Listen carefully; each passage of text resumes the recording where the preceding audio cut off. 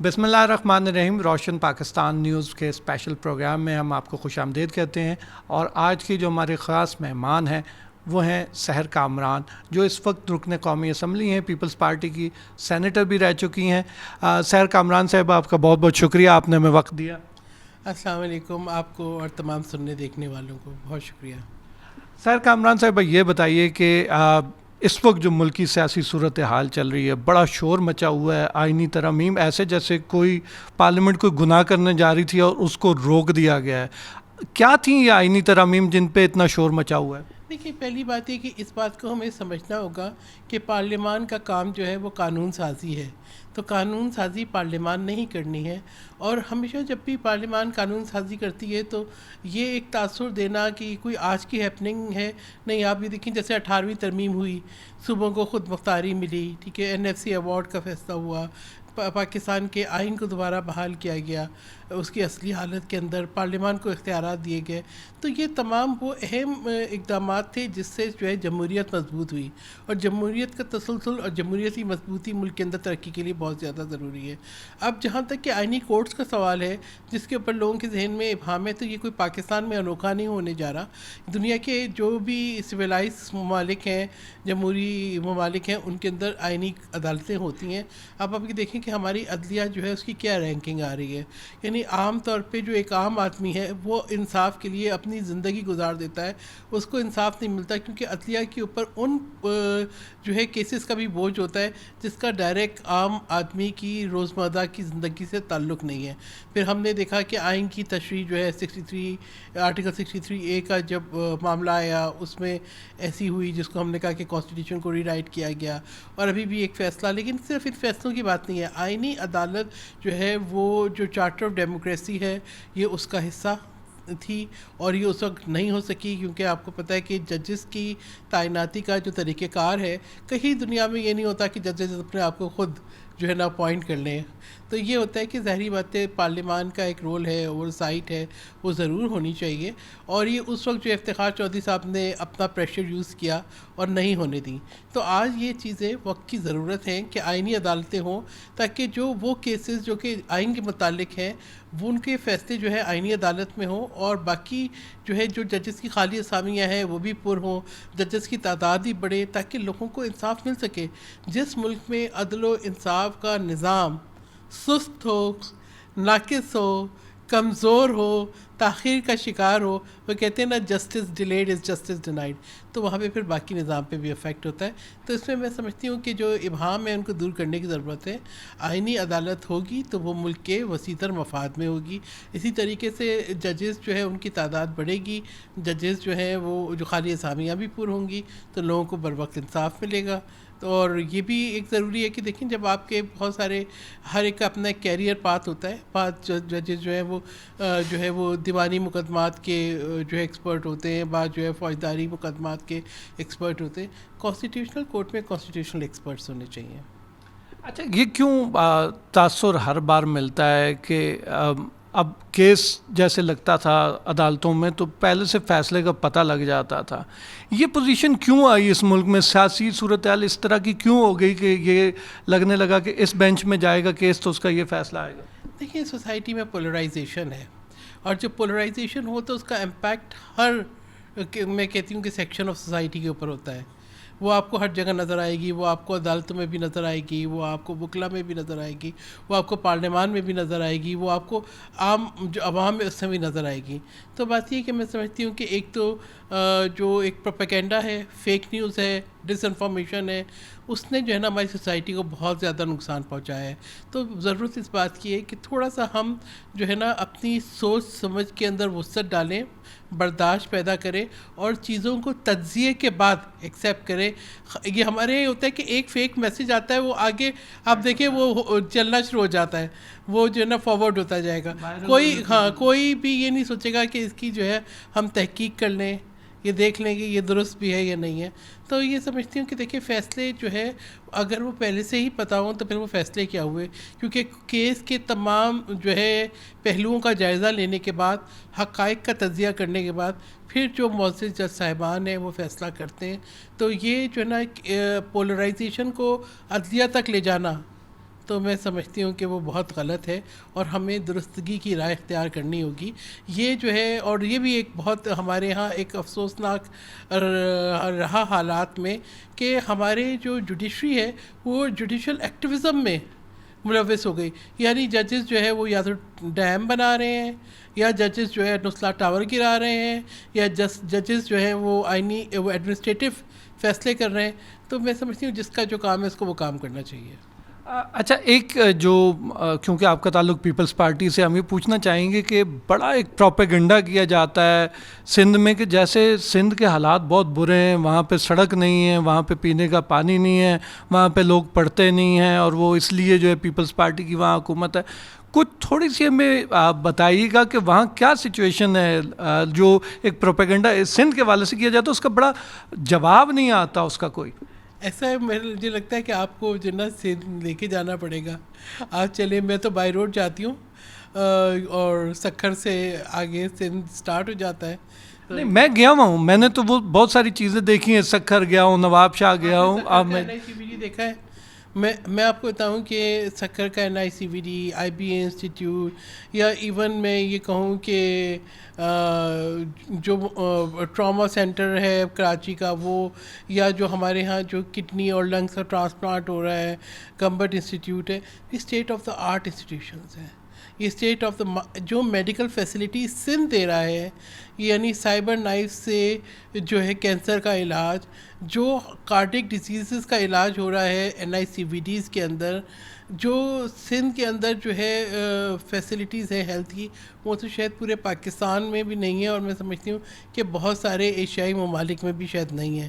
تو اور free of the cost یہ فیسلٹیز دے رہا ہے. تو یہ دیکھنا چاہیے کہ یہ تو سندھ ہی تو ہے. آج اسلام آباد کے اندر پنک بسز کا آغاز ہوا تو بڑی خوشی ہوئی، لیکن الیکٹرک بسز کا اور پنک بسز جو خواتین کے لیے، اس کا آغاز بھی جو ہے وہ سندھ میں ہوا. یہ الگ بات ہے کہ جی CPAC کے منصوبوں سے موٹر وے پنجاب میں بن جاتی ہے، لیکن آپ یہ دیکھیں کہ سندھ میں ہر چھوٹے بڑے دیہات کو نیشنل ہائی وے سے کنیکٹ وہ سندھ حکومت نے ہی کیا ہے. یہ میں سمجھتی ہوں کہ جو فیک نیوز ہے، ہم اپنے صوبوں کے خلاف اس طرح کی باتیں کر کے کیوں جو ہے پھیلاتے ہیں. نہیں ہونا چاہیے، کسی بھی جگہ پہ کوئی حادثہ نہیں ہونا چاہیے، کوئی جرم نہیں ہونا چاہیے. یقین کریں پورے ملک کو امن کا گہوارہ ہونا چاہیے. لیکن میں یہ دیکھتی ہوں کہ آپ کو گھڑے اور جو ہے آپ کو کھڈے اور آپ کو ٹوٹی ہوئی سڑکیں تو باقی صوبوں میں بھی ملیں گی، پنجاب میں بھی ملیں گی، لیکن آپ جو ہے سندھ کے ایک سڑک کے اوپر جو ہے وہ فوکس کر کے ایک پورا پروپیگنڈا جو ہے وہ کیا جاتا ہے. دیکھیں کتنی ڈیولپمنٹ ہوئی ہے، نیبرہڈ ڈیولپمنٹ ہوئی ہے، جو ہے حالے جی، دھابے جی، جو آپ ہمارے بیچز تھے وہ ڈیولپ کیے گئے ہیں. پارکس جو ہے ان کو دوبارہ سے جو ہے ڈیولپ کیا گیا ہے، جو ریکریشن کی جگہ ہے ان کو رینوویٹ کیا گیا ہے. آپ کو جو ہے جو انڈسٹریز ہیں سندھ کی وہ پورے پاکستان کو چلا رہی ہیں. پھر اسی طریقے سے آپ یہ دیکھیں تھر سے، جس کو وہ منصوبہ تو شہید بی بی صاحبہ کا تھا لیکن اس کو روکا گیا. اب آج وہی تھر جو ہے بجلی پیدا کر کے پاکستان کے نیشنل گرڈ کو دے رہا ہے. تو تھر کو، جس کو آپ کہتے تھے بیکورڈ ہے، وہ آج اتنا سرسبز و شاداب ہے. وہاں کی خواتین انجینئرز بھی ہیں اور ڈمپر ٹرک ڈرائیورز بھی ہیں. سندھ کے اندر کی خواتین بہت محنت کش بھی ہیں. سب سے بہترین کپاس جو ہے وہ سندھ کے اندر ہوتی ہے. آپ یہ دیکھیں کہ بارشیں اور سیلاب تو سب جگہ پر آئی، لیکن اگر کوئی صوبہ جس نے بر وقت لوگوں کو ریہیبلیٹیٹ کیا، ان کے جو ہے ڈیمیج گھروں کو بنا کے دیا، ان کو گھروں کی ملکیت دی، تو وہ صوبہ سندھ تھا. ٹھیک ہے. آج جو ہے وہاں پہ گندم کا کتنا بڑا بحران آیا، پنجاب میں لوگ ابھی بھی گندم لے کے بیٹھے. سندھ حکومت نے پھر بھی انیشیٹو لیا اور جو ہے کوشش کی کہ جتنا زیادہ ہاریوں کو، کسانوں کو ریلیف پرووائڈ کیا جا سکتا ہے وہ کیا جائے. تو اسی طریقے سے آپ دیکھیں سندھ کے جو ایجوکیشن انسٹیٹیوٹ ہے، IB انسٹیٹیوٹ ہے، یا NED ہے، یا جو ہے ڈاؤ میڈیکل کالج ہے، یا سندھ میڈیکل کالج ہے، یا دیگر میڈیکل کالجز ہیں، یا خواتین بچیوں کے لیے پہلا جو ہے کیڈٹ کالج، وہ تو سندھ میں ہی ہے نا. آپ جو مسئلہ یہ کہ ایک سوچ ہے جس میں جو ہے ایک منفی تاثر ڈال دیا گیا ہے. کبھی سندھ کو لسانی بنیادوں پہ ڈیوائڈ کرنے کی کوشش کی جاتی ہے, کبھی جو ہے وہ سندھ کو جو ہے نا رورل ایریاز کو اور اربن ایریاز کو ڈیوائڈ کرنے کی کوشش کی جاتی ہے. لیکن سندھ بھی باقی صوبوں کی طرح پاکستان کا حصہ ہے, اور کسی صوبے کے اندر رورل ایریا اور اربن ایریا کو الگ نہیں کیا جاتا, وہ ایک ہی رہتا ہے. اور کسی صوبے کے اندر ہم تو ہر ایک کو, کراچی نے, سندھ نے تو ہر ایک کو ویلکم کیا ہے. ہمارے پاس بلوچی بھی ہیں, پنجابی بھی ہیں, سندھی بھی ہیں, اردو اسپیکنگ بھی ہیں, اور محبتوں کا اور صوفیوں کا جو ہے وہ علاقہ ہے, جو کہ بہت تحمل اور برداشت کے ساتھ سب سے بہترین لیجسلیشن سندھ کے اندر ہوئی ہے. آپ یہ دیکھیں کہ جو بل ابھی کہیں پاس نہیں ہو سکے کم عمری کی شادی کا یا خواتین کے تحفظ کا, وہ سب سے پہلے سندھ میں ہی ہوئے ہیں. پہلا پولیس اسٹیشن خواتین کے لیے سندھ میں ہی بنا ہے. تو یہ ہمیں جو ہے نا فراغ دلی سے دیکھنا چاہیے اور حقیقت پسندی سے جائزہ لینا چاہیے. یہ الگ بات ہے کہ سندھ کو ریسورسز نہیں ملتے, ہمارے منصوبے تاخیر کا شکار ہوتے ہیں. آپ سکھر تک تو موٹر وے بلڈ کر دیتے ہیں, جب آگے بات آتی ہے تو آپ کہتے ہیں سپر ہائی وے کا نام موٹر وے ہے. ہمیں بر وقت فنڈنگ نہیں ملتی. کوئی 11 بلین, کوئی 12 بلین, کوئی 1100 بلین اناؤنس تو کر دیتا ہے, ایک پینی جو ہے سندھ کے پاس نہیں آتی. ہمارے K2 K4 کا منصوبہ جو تاخیر کا شکار ہو جاتا ہے. پہلا نیوکلیئر پاور پلانٹ بھی سندھ ہی میں تھا, سندھ ہی نے بجلی فراہم کی ہے. ہم گیس بھی دے رہے ہیں, ہم کنٹریبیوٹ کر رہے ہیں. ہاں, ہم جو ہے بڑے فراخ دلی سے کرتے, آپ ہمیں بڑی تنگ دلی سے دیکھتے ہیں. یہ بھی بات ہے کہ ریونیو کے ٹارگیٹ بھی سندھ نے پورے کیے. دیکھیں, میں ایک مسکنسیپشن جو ہے نا اس کی بات کر رہا ہوں, کیونکہ میں تو گیا ہوں, میں تو سفر کیا ہے سارے میں تمام دیہی علاقوں میں گیا ہوں. جی بالکل, میرے لیے یہ نہیں تھا. میں یہ چاہ رہا تھا ایک تو سوال یہ بھی ہے کہ جو جھوٹ ہے وہ بڑی جلدی لوگوں میں پھیل رہا ہے, جو سچ ہے اس کو بتانے میں بڑی مشکل ہے. اچھا لگتا ہے. آپ یہ دیکھیں کہ ہم نے کسی بلین ٹری سونامی کا دعویٰ تو نہیں کیا, مگر مینگرووز کے جو ریکارڈ جو ہے وہ صرف مسلسل 4-5 سالوں سے بنا رہا ہے. ٹھیک ہے, ہم نے جو ہے نا ریگستانوں کو آباد کر دیا ہے. ہم جو ہے نا شاید جو ہے وہ پروپیگنڈا نہیں کرتے, ہم کام کرتے ہیں. اور شاید ہم جو ہے نا وہ اپنے اشتہار لگانے میں کمزور ہیں. ہم آدھے پیج کے اشتہار بھی نہیں لگاتے, اور ہم پروجیکٹس بنا لیتے ہیں. ہم NICVD کی تشہیر جو ہے وہ نیو یارک میں جا کے نہیں کرتے ٹائم اسکوائر کے اوپر. ہم تھر پروجیکٹ کی تشہیر جو ہے وہ ٹائم اسکوائر پہ نہیں کرتے. ہم لوگوں کو فری ٹریٹمنٹ دیتے ہیں, اس کی تشہیر نہیں کرتے.